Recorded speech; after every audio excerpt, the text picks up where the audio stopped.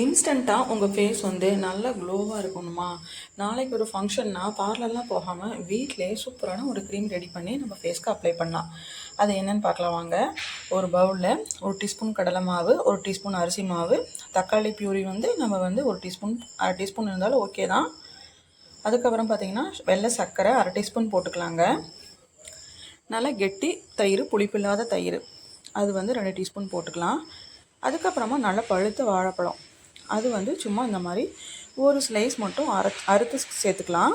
சேர்த்துட்டு இதை நல்லா கை வச்சு நல்லா பிசைஞ்சிக்கலாங்க. ஸ்பூனில் போட்டிங்கன்னா நல்லா மசியாது. வாழைப்பழம் வந்து நல்லா பழுத்து இருக்கணும், அப்போ தான் நல்லாயிருக்கும். என்ன பழமாக இருந்தாலும் ஓகே தான். இப்போ பார்த்திங்கன்னா கொஞ்சம் ரொம்ப கெட்டியாக இருந்துச்சுன்னா கொஞ்சம் தயிர் ஊற்றி கூடி நம்ம இதை நல்லா மிக்ஸ் பண்ணிக்கலாம். நல்லா ஒரு க்ரீமி டெக்ஸ்டரில் இருக்கும். இது பார்த்திங்கன்னா பார்க்கவே ரொம்பவே நல்லாயிருக்கும். அதாவது வெண்ணெய் மாதிரி இருக்கும்.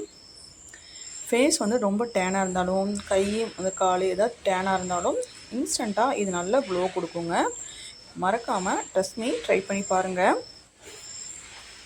ரொம்பவே சூப்பரான ஒரு ஹோம் ரெமெடின்னு கூட சொல்லலாம்.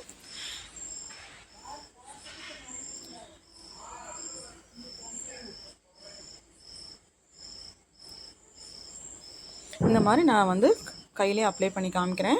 அதாவது ஒரு 5 மினிட்ஸ் கழித்து நம்ம கையை வந்து வாஷ் பண்ணிட்டா நல்லாவே ஒரு க்ளோவாக இருக்கும். ரொம்பவே சூப்பராக இருக்குங்க. மறக்காமல் நீங்கள் ட்ரை பண்ணி பார்த்துட்டு எப்படி இருக்குன்னு சொல்லுங்கள். இதை அப்படியே ஸ்டோர் பண்ணி ஃப்ரிட்ஜில் 1 வீக் வச்சு நம்ம யூஸ் பண்ணலாம். தேங்க்ஸ் ஃபார் வாட்சிங்.